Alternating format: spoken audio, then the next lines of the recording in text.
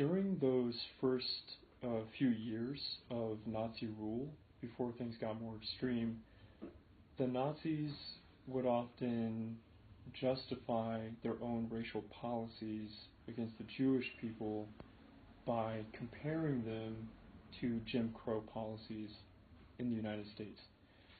So, for example, in 1935, the Nazis passed a set of laws called the Nuremberg laws, and the Nuremberg laws stripped Jewish people of their citizenship, and they forbid marriages and sexual relations between Jews and non-Jews. Now, when the world criticized the Nazis for the Nuremberg laws, the Nazis responded, you know what, these laws are basically exactly like the Jim Crow laws in the American South, and, you know, if the world wasn't criticizing, you know, those American policies against African Americans, then there's really no reason to criticize us either. And, you know, this was a great embarrassment to the United States. And it was something, the fact that the Nazis could kind of highlight this oppression that happened in the United States in order to justify their own systems of oppression led to kind of a loss of credibility, you know, of the United States. Yes? I don't, you keep on referring to the law, but I don't remember what's the law. Jim Crow? Yeah. Oh, yeah. So the Jim Crow laws were the laws, they were the segregationist laws.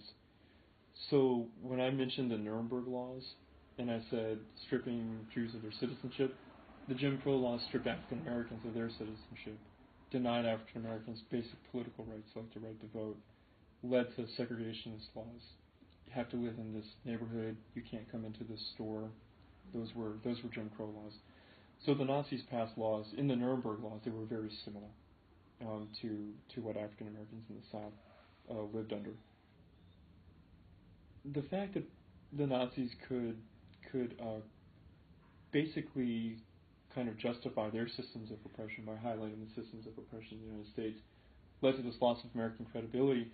But much worse than the United States, much worse than the Nazis simply comparing their own laws to Jim Crow laws, was the fact that the Nazis actually highlighted the American tradition that historians refer to as spectacle lynching. Spectacle lynching was a tradition of public lynching in which many people would come and attend a lynching. These lynchings were often advertised in advance. The Nazis would highlight that tradition of kind of public lynchings in order to say that their racial policies were actually, in fact, moderate. Yeah. Compared to this American tradition of spectacle lynching. So to give an example, shortly after Hitler comes to power, there's a lynching that takes place in Florida that's attended by an estimated 3,000 people. And, you know, this lynching was advertised in advance so that people from the surrounding countryside could come and attend.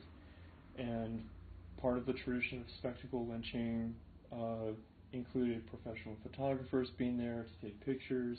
These pictures were sold as postcards, and part of this tradition also involved the crowd cutting parts of the body off and keeping them as souvenirs. And local stores would sometimes put fingers, noses, ears, like in pickle jars, and actually you could walk into local stores in some southern towns and you see these mementos, you know, these souvenirs. It's so brutal, and it's hard to believe that this actually was happening. Children would attend to, families. You know, I've seen pictures of lynchings with kids and yeah. There. If you Google spectacle lynchings, you can see photos in which there are clearly many hundreds of people, and they look like they're at a picnic or a party. They're often finely dressed. You know, it's like there were actually specially chartered trains that would like come to take people, to these like special events. Why would there why were they lynched for? Well, I mean, what did the person did? That's a great question. I mean, what were lynchings about? Not everybody was. Yeah. But what did that particular person did that they made a spectacle and? Yeah. That's a great. Well, I know. That's a great question. But what did that particular person, other than the one that?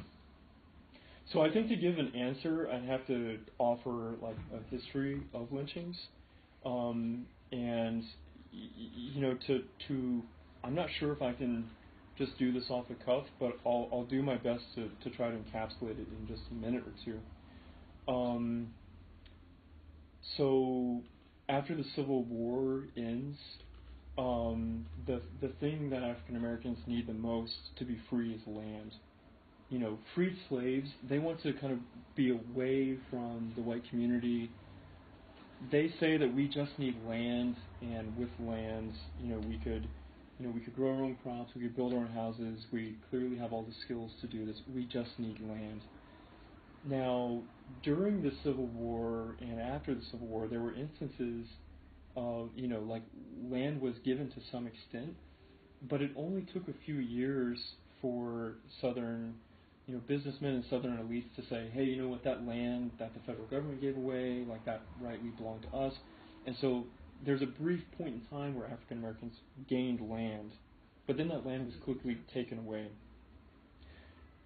What happens is that African Americans are often forced back into they're often forced back onto land owned by white people, and this different system evolves called sharecropping. And part of what happens during sharecropping is that in exchange for living on the land and working the land, African Americans at the end of the year, during harvest season, would then give a certain amount of their crops to the white landowners. And so this is kind of like where the tradition of lynching comes from, because what would often happen was at the end of the harvest season, the deals that the white landowners had made with the black sharecroppers living on their land would often be broken. And there were always African Americans who would say, you know what, we were only supposed to give you this much of a crop, and now you're asking for more. Or you're saying that since you loaned us tools that we now owe you this money, that wasn't part of the deal. And so there are always these kind of economic arguments at the end of the harvest season. And so what ended up happening was oftentimes the first sharecroppers who would engage in these arguments with the white landowners would be lynched. And that was kind of a system of that. What that did was, if you... They didn't do anything really that bad. They didn't do anything. So this isn't spectacle. This isn't... Not like, they... It's a system of control. Yeah. So what happens is, if you look at this, normally, every few counties, there would normally be a lynching, maybe not necessarily in every county, at the end of harvest season, but every few counties. So there would be, across the South, there would be these lynchings that would occur. But I want to emphasize real quick, these were not spectacle lynchings. These were kind of like secretive lynchings. There weren't these big public gatherings. But through word of mouth, it got around, so-and-so had been lynched. And that sent a very clear signal, don't haggle with the white landowner. Take what you're given. So it was really a form, these lynchings were kind of a form of economic control. Take what you're given, don't argue about money, just or else, exactly. So that's kind of where lynching comes from. And then in the 1890s, the tradition of spectacle lynching evolves. And so spectacle lynching is actually about something different. And it has to do with big kind of transformations that are taking place. The 1890s, southern cities are beginning to grow. A lot of people are moving from the countryside into the city. Huge amounts of railroads are being built and are before the Civil War, a lot of the railroad expansion was in the north, and now it's in the south, and the south is beginning to industrialize a little bit. There's all these huge processes going on. But what these processes mean is that a lot of, because of the railroads connecting rural people to the cities, and because of opportunities for business in the cities, there are all these instances of African Americans who are living in the cities actually becoming better off economically than a lot of poor white folks who are living in the countryside. And then the white folks from the countryside, due to the fact that there's this mass transportation now to the cities, are increasingly in these cities. So there's all these kind of poor white country folk in the South coming to the cities, and what do they see? They see African Americans who are way better dressed, than they are. And as time goes on, automobiles come into play, and they see black people driving around cars, and these white folks in the country can't afford cars. So the tradition of spectacle lynching is more something that arises, it still has a part to play in economic control. If we look at who was lynched, it was very often a black person who had, say, started a grocery store that had become successful and was now in competition with a white-owned grocery store, and that was often a person that would be lynched, right? So there still is this economic control. But there's also this concern amongst white people that a lot of black folks, in the cities, are becoming better off than they are, and so the reason behind why this huge public gathering, the lynchings that happened after the Civil War to control the sharecroppers, that served their purpose. They didn't need to have these huge public gatherings to send a wave of fear through the black community and control them. So the public gatherings were more about a lot of white people kind of feeling like their white supremacy was being threatened when they went to the cities and they saw these kind of well-off black people. It was a way for white people to kind of collectively come together and express their kind of racial superiority. That could never happen to a white person like this.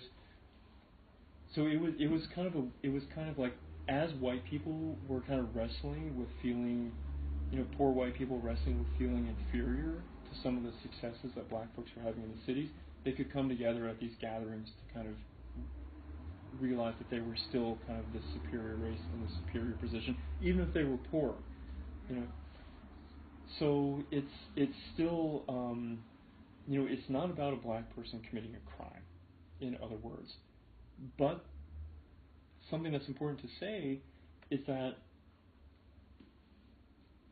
white folks couldn't just say we're lynching this person because they had a successful grocery store, So there was this kind of pervasive, the story that was pervasive was a black man has raped a white woman, and therefore he's being lynched. That was the story.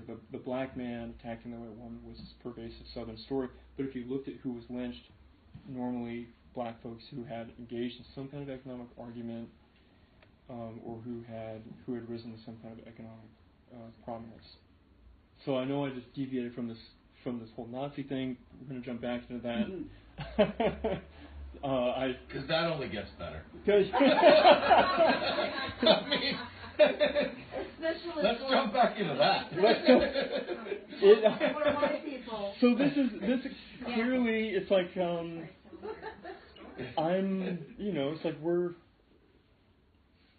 I feel like I should just say something real quickly. I wasn't planning on talking about going into why lynchings happen and the history behind lynchings, but we went there, and I think it's really important to do so. I think that it's very important to fully face these things, and not just to mention that these atrocities, or not just an individual atrocity is a terrible thing, but this whole practice, this whole tradition, it's important to really think about traditions like that, and we rarely have opportunity. Who's gonna sit down and study lynching and talk about it? There's probably not that many opportunities, so I actually kind of been happy that it came up. And within the context.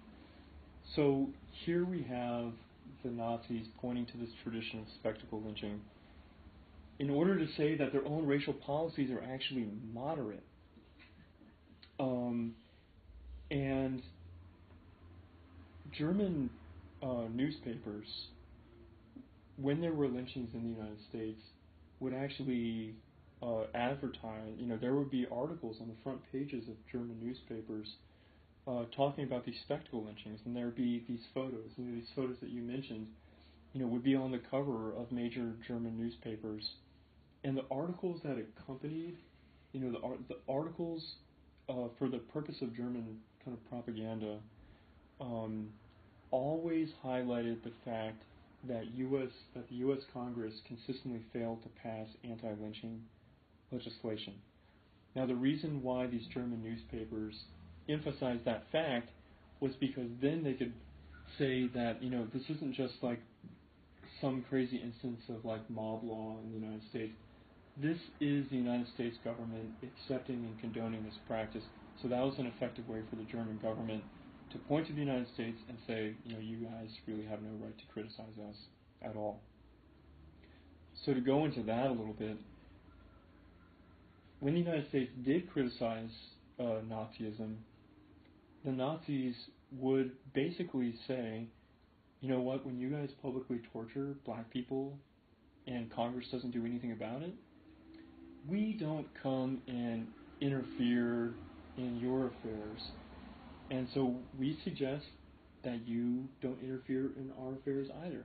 We'll let you treat black people how you do, and why don't you just let us treat Jewish people how we do.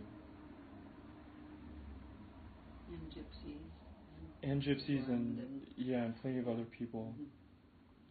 So I think that, and this made it really hard, this made it really difficult for the United States to criticize Nazi Germany because they had this response. So I feel like there's a really important lesson for us here, just to consider today, and that lesson is when one country engages in immoral or oppressive or undemocratic behaviors, that makes it very difficult for that country to then criticize other countries that are engaging in immoral or oppressive or undemocratic behaviors. And that makes it much more difficult to build global pressure to stop atrocities from happening. And especially when a powerful nation engages in immoral, oppressive, actions, that also kind of sets an international norm. It opens the door for other nations to also engage in kind of oppressive actions and to take those actions a little bit further.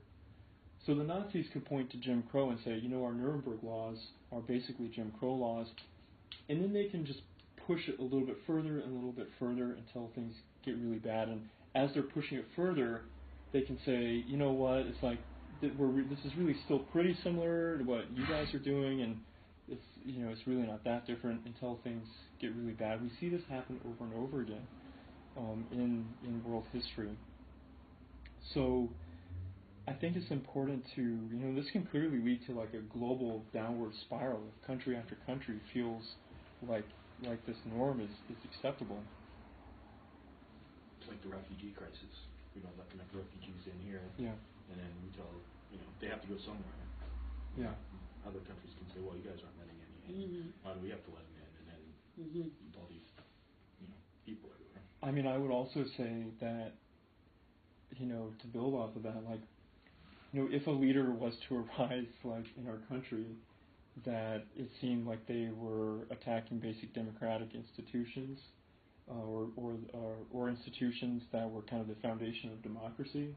Let's say if there was ever a leader that arose in the U.S. that attacked freedom of the press, or attacked independent judiciaries, or if there was a leader that engaged in complete lack of transparency, or if there was a leader who where I'm going with this, it's like those can easily become, if a powerful country engages in behaviors like that, right, they can very easily become norms for other countries, and that can become a really dangerous thing. So that's something that's important to there was just consider. An interview of an So during Hitler's first years in power, he openly expressed admiration for American practices of racial control.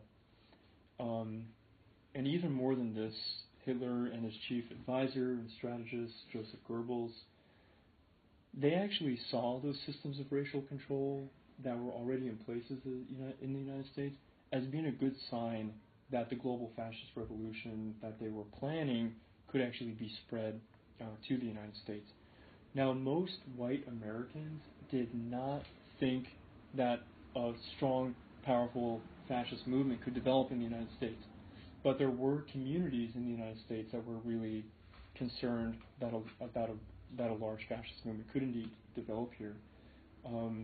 The FBI at the time was actually concerned about this. They were investigating in the 1930s over 100 fascist organizations in the United States, and they were investigating ties that the Nazi Party was trying to build between the Ku Klux Klan and other organizations in the United States. African Americans were really concerned that there could be a broad-based fascist movement in the United States. And if you look at black newspapers in the 1930s, they often drew comparisons between Jim Crow and fascism. And Jewish Americans were really concerned that fascism could spread to the United States. Now, during this time, there's a huge amount of anti-Semitism in the United States. And Jewish people in the 30s were still categorized as a Hebrew race, which was widely considered by many white Americans to be an inferior kind of race. And it was only after World War II that Jewish people of European descent began being categorized as white.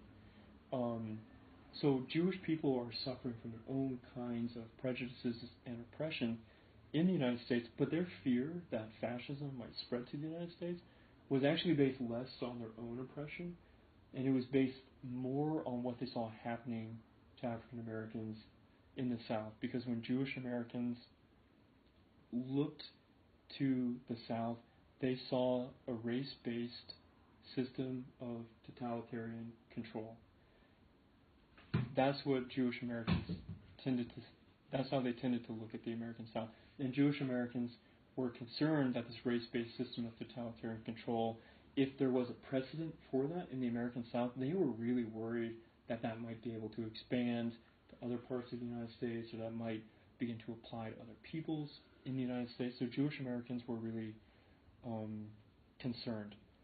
So by the 1930s, Jewish Americans and African Americans already built a special connection. They had already been working together on civil rights issues. They had helped to found the NAACP, a couple of decades earlier. And then when we look forward to the civil rights movement, a lot of the key white allies, the folks that really put their bodies on the line, the folks that, the white folks that participated in the Freedom Rides, that went down into Mississippi, that got themselves arrested, in some of the most dangerous parts of the South. A lot of those white folks were Jewish folks. Martin Luther King, his closest white friend, and also one of his chief advisors, was a Jewish man, a Jewish intellectual from New York named Stanley Levison. And Stanley Levison was like the guy that Martin Luther King could call. King often woke up in the middle of the night with fears, with concerns. He had a very difficult emotional burden to carry. And King was also a guy that often kind of woke up in the middle of the night with ideas. Here's how we can surpass this roadblock that our movement has encountered.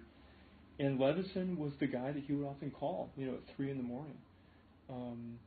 And Levison is often kind of erased from the histories because he's a communist, or he used to be a communist. And we all know that there's like a strong, it's like a lot of Jewish intellectuals in New York were communists. But one of the key reasons for this is because one of the communities that was the most scared of fascism spreading to the United States was the Jewish community. And it was often the communists who stood up the most strongly to fascism. And so a lot of Jewish people got involved in the Communist Party. Some because they really believed in communism, but a lot of them got involved in communism as well because it was the communists who were fighting the hardest against the fascists. And that was very attractive to many Jewish people. As global opinion increasingly turned against Nazism, and as many white Americans came to see Nazism as this powerful force of evil in the world, the racial practices in the United States that most closely resembled Nazism became increasingly unacceptable. And so what we see is that violent racial practices during the 1930s, as Nazism was on the ascendancy, become less and less acceptable. And this leads to a decline in racial violence all through the 1930s. And in 1939, the year that World War II finally breaks out in Europe, there are only 2 lynchings in the United States. And this is compared to over 100 lynchings per year a couple of decades earlier. So to wrap up this discussion of Nazism and how it impacts race relations in the United States, Nazism leads to basically a decline. Nazism makes violent racial oppression much less acceptable in the United States. That leads to a decline in racial violence. And once racial violence in its most extreme forms is declining, that leads African Americans to then feel that the strategy of nonviolent resistance, which they previously thought would not be a viable strategy for them. That leads African Americans to feel that in an atmosphere of declining violence, and maybe those strategies of nonviolent resistance will now be possible. And so that lays an important foundation for the civil rights movement to occur.